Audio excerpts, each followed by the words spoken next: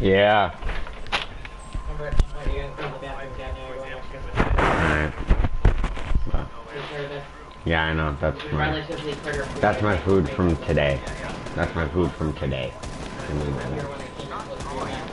Ah, they're from today. They're out? No, they're here from today. Nope, here. I never said from the meat.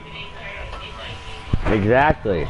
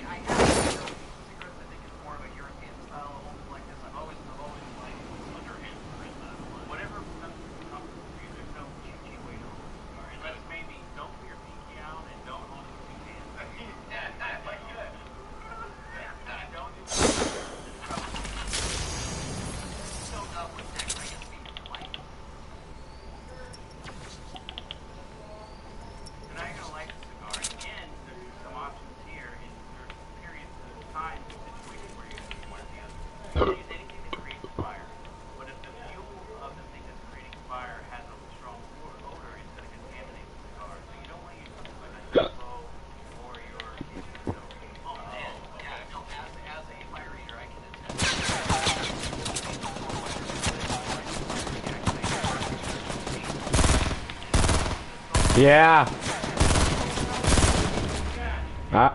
Alright.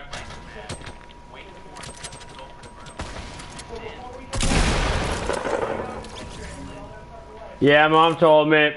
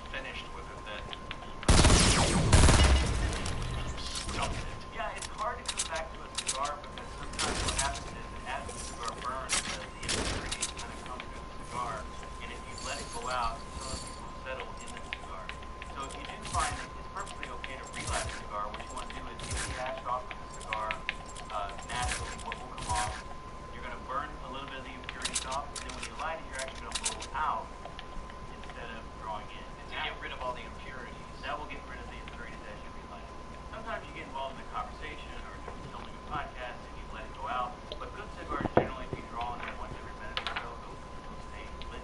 So once we get past that initial draw, in fact, should we go ahead and start? Yeah. And what as far as flavors once we So flavor is completely subjective. Really, there's only 5 flavors. There's sweet, sour, spicy, bitter, and umami, some will say. So you're saying you should fill these with MSG, get a very umami-rich experience. What you're really going to experience is savoriness, earthiness. Basically, those are the Look at it. components of tobacco. Blow into it. See how that's a little bit black on the edge there? Yeah, We need to lighten it up a little bit more. Okay. So meanwhile, I'm still, I guess, charring the very tip there. I assume that you want to get a fairly even ring of just a few embers on the outside? They call that toasting. Toasted, got it. And so now you're good to go. Now your draw is going to be a little bit tight in the beginning because it's a small ring gauge on the end. Yeah. And it'll open up as you smoke the cigar. So what you're going to do is you're going to draw the smoke in. Be careful not to inhale. And you're going to let that smoke kind of just float around your mouth a little bit. There's no real douchey way to do it. Just do it however lets you enjoy the cigar the best. As you become more experienced smoking cigars, there's a process called ritualing, where you actually pass the olfactory through your nasal, and that'll allow you to taste it to a much greater extent. Okay, nice. Slow, deliberate draw. Put it in your teeth, look at fill your mouth. Give it a nice, deliberate kind of hold the smoke in your mouth for about 3 to 4 seconds. Let the smoke gently kind of go out of your mouth. Once the smoke is gone, you're going to put the tongue to the top of your roof, your mouth. Just kind of give it a little smack. But not smacking, but just you just start to It's astonishing how much of what you just described just happens naturally, right? Because it's pleasant to fill your mouth with the smoke, it's pleasant to let it just kind of get out. And then what I found myself doing is the very last bits of smoke, I'll close the lips and let the very last part pass out of my nose. Yeah, and what you're experiencing is 3 things at once. You're experiencing the mouth feel, the texture of the tobacco, how it feels in your mouth, how it actually tastes to have the tobacco in your mouth. You're getting the smoke as it comes in your mouth, passes through and becomes oxygenated over different parts of your palate. You're getting the taste aspect from the other direction as you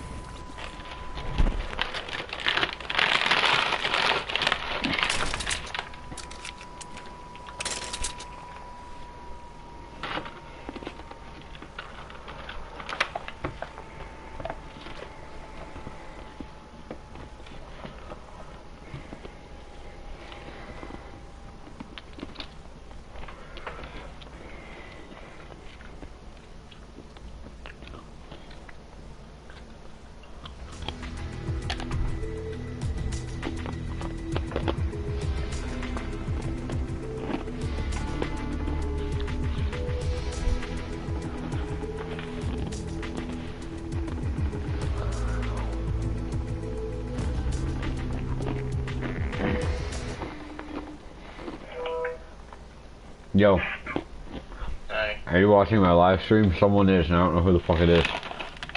No, it's not me. Oh god, that means someone found my YouTube channel. Oh god. Someone found my channel. You missed my whole last game. My whole last game was amazing. Hey, I'll make it so I can see the chat, then I'll just hang up on you. You can chat with me. Hey, I'll make it so I can see the chat, then I'll just hang up on you. You can chat. There'll be a slight delay, but that's it.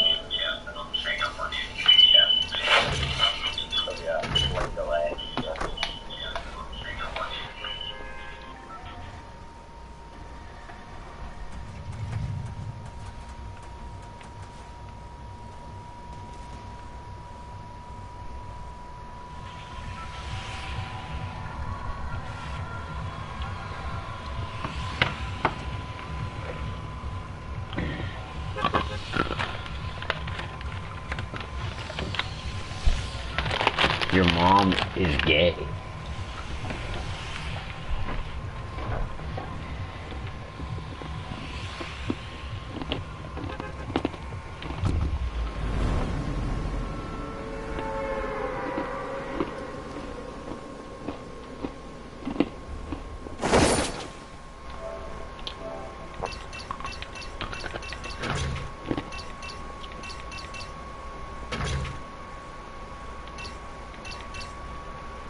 Volume up.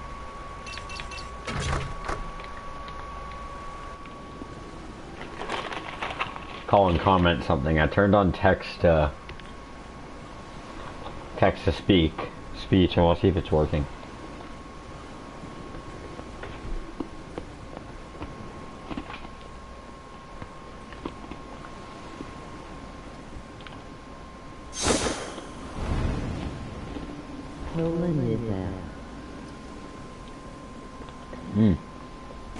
It is definitely working.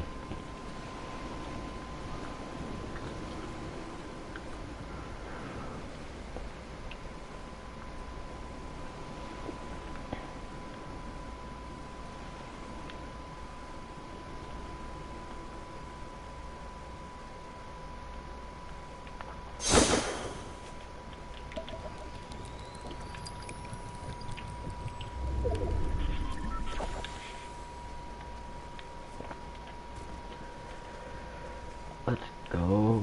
This shit's gonna be light. This is an easy dub.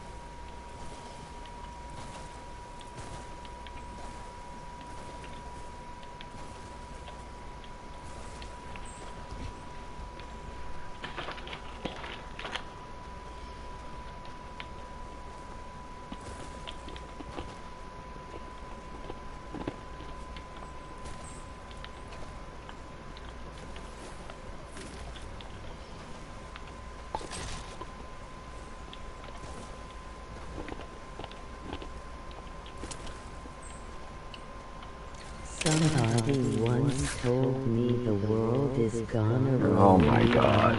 The sharpest tool in the shed. She was looking kind of dumb with her finger in her. Why?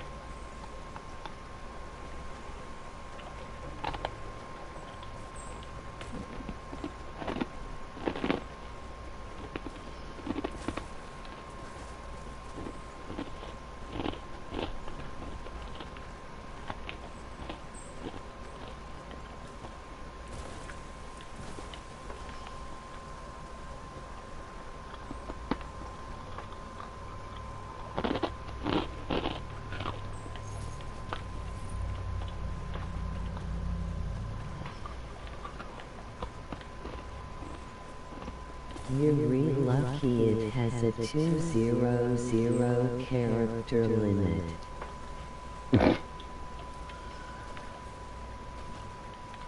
I've had the whole pacer test typed into the comments before too, so.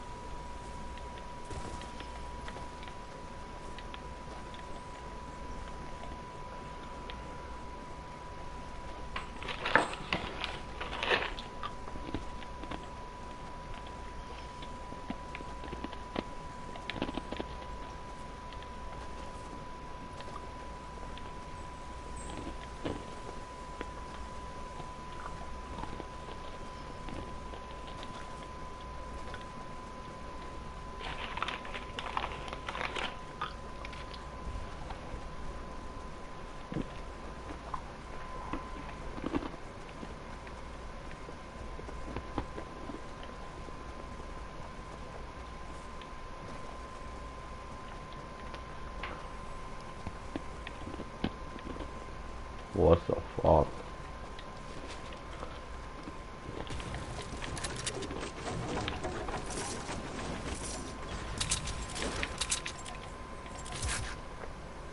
I am not a voice-to-text reader. He assholed me hostage and forcing me to read the chat. Help, help, help.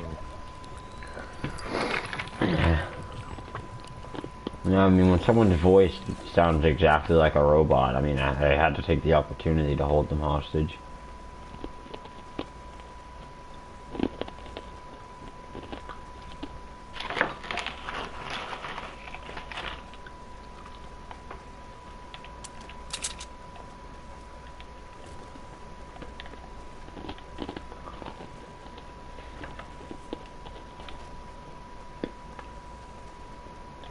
I am not a bitch.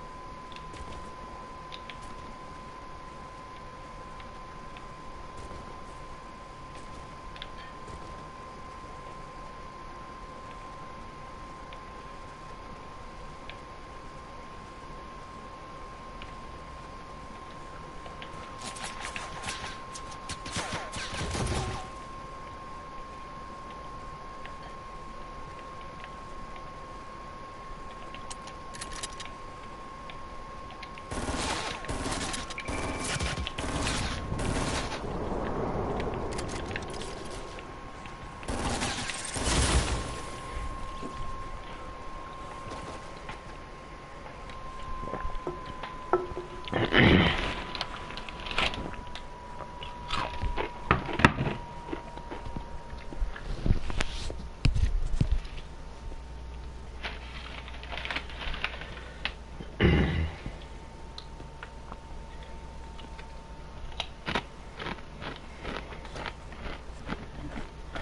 video is made possible by Skillshare. The first 500 people to sign up using the link in the description will get a 2-month free trial. Everybody watching this video lives on Earth, at least hopefully, which means that you know the Earth makes one complete rotation every 24 hours. It seems this rotation is going to fly per day, but what would be some consequences if this speed doubled once every 12 hours? How would this affect our daily lives? First, it's important to understand that the Earth spins where you're standing. At the equator, Earth spins at a speed of 1,670 kilometers per hour. The farther away you get from the equator, the slower the spin you experience. So the poles are where Earth spins the slowest. If Earth immediately began spinning twice as fast, the first thing you might notice is a little bit of weight loss. Because the centripetal force of Earth's rotation is stronger at the equator, everything weighs slightly less here than at the poles. Currently, if you weigh 45 kilograms at the North Pole, you would weigh 156 grams less at the equator. With Earth spinning twice as fast, a person that weighs 104 kilograms at the North Pole would weigh about half a kilogram less at the equator, which is slightly more noticeable. But a much more obvious effect would be the length of our days at 12 hours instead of 24. Days being half as long means that years will have twice as many days, 730 days quick. You'd have to adopt a new sleeping schedule in order to fit in work and school during daylight hours. So instead of getting 8 hours of sleep per night, most people would probably be getting 4 hours of sleep, but sleep twice as often. If you're like me and stay up all night, well, good luck. Animals across the globe would also struggle to adapt their instincts, especially nocturnal animals that would have to hunt at night with half the time they're currently used to. Animals that couldn't adapt would likely go extinct. Also, hurricanes would be dramatically stronger. Winds at the equator would be deflected further eastward, and it would spin up hurricanes to faster speeds whenever they form. But that's not even close to the worst thing that would happen to our planet. The worst part about an Earth that spins twice as fast would be the water in the oceans concentrating around the equator and receding from the poles. The higher centrifugal force would pull 100 meters or more of ocean water from the poles here, and this would be wildly catastrophic. Almost all of Ecuador, Colombia, Venezuela, Brazil, Kenya, Indonesia, Malaysia, Singapore, and Northern Australia would be totally underwater in this scenario, forcing hundreds of millions of people to move either north or south.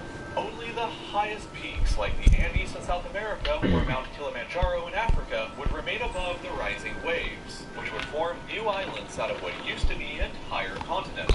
Africa would probably be split into 2 different land masses, with a few islands scattered between them, while South America would just be greatly reduced in size. One final reason that it would suck to be in the equator during this scenario is that the less weight experienced here would cause the air to be very heavy with moisture. The whole region would be shrouded in a very dense fog and would be subject to constant rain.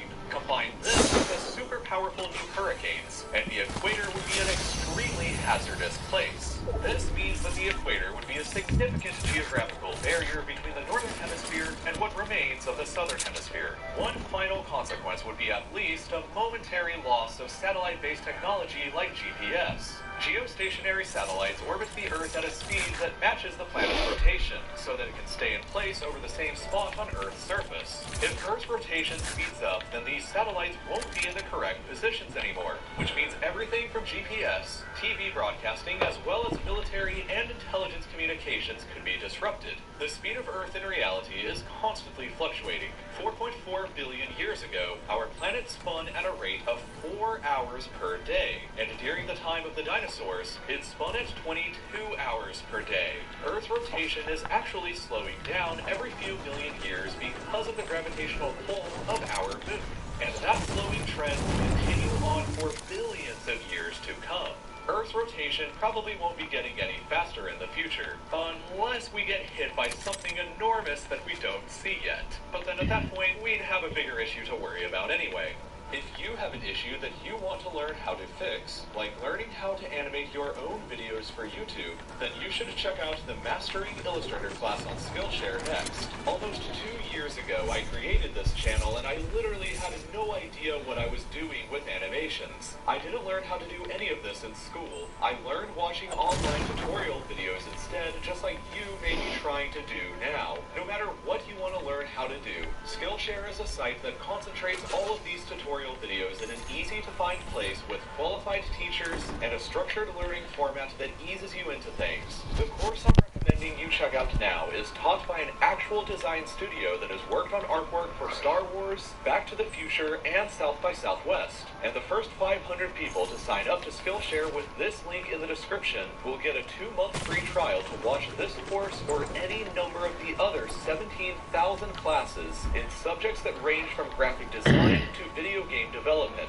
A premium membership usually begins around $10 per month for unlimited access to all courses. But in those free 2 months, you can easily learn the skills that you need to start your new hobby or business, just like I did with this channel. So ask yourself right now, what skills have you been putting off learning recently? What project have you been dreaming of completing, but you aren't sure if you have the skills needed to do it? Why shouldn't you start right now and sign up to Skillshare using the link below? You have nothing to lose and a valuable life skill to gain.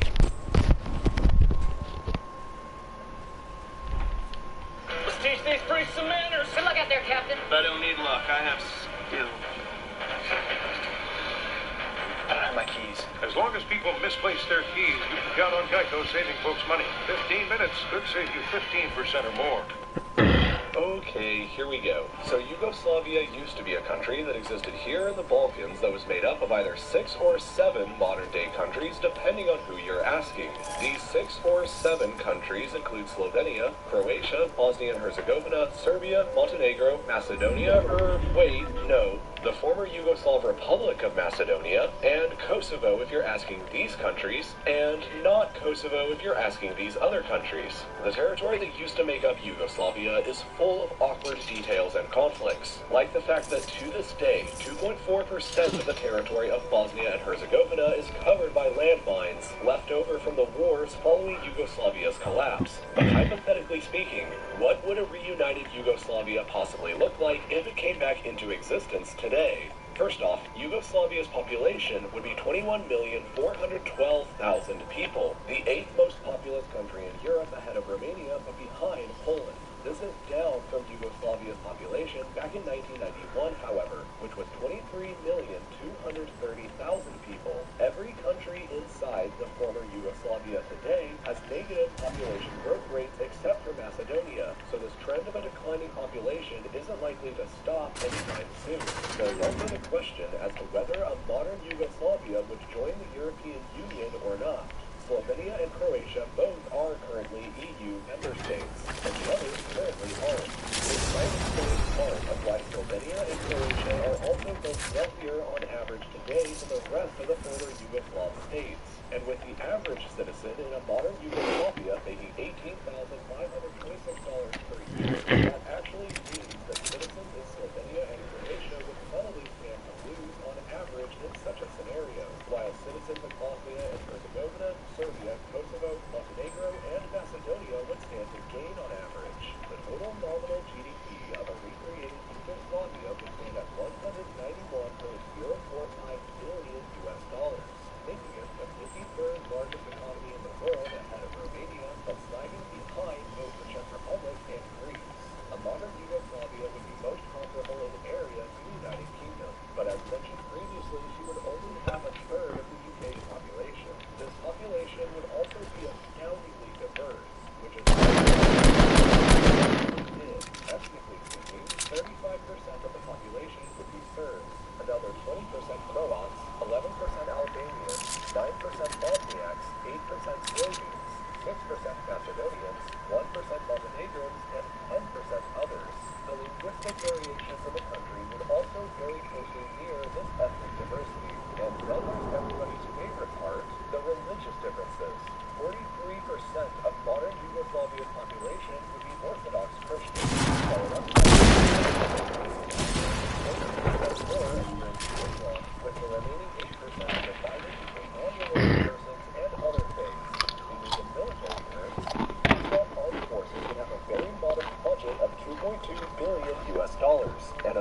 size of 228,000 total soldiers, split between active duty and reserve, which is about comparable in size to the British military of 234,000 total soldiers. The top 5 largest cities inside the modern Yugoslavia would all be capital cities of pre-existing countries, with Zagreb and Belgrade being the only one with a population of over 1 million people. Belgrade in particular would likely become the capital, since it was old Yugoslavia's capital and would remain the biggest city in the new one. Overall, if Yugoslavia suddenly did come back into existence again, it would have some serious problems to figure out, and it's unclear whether or not they could actually be solved. I promise that I'll be making more of these reunited country videos in the future, but if you're still curious about more in the meantime, then you should check out my book that I wrote last week.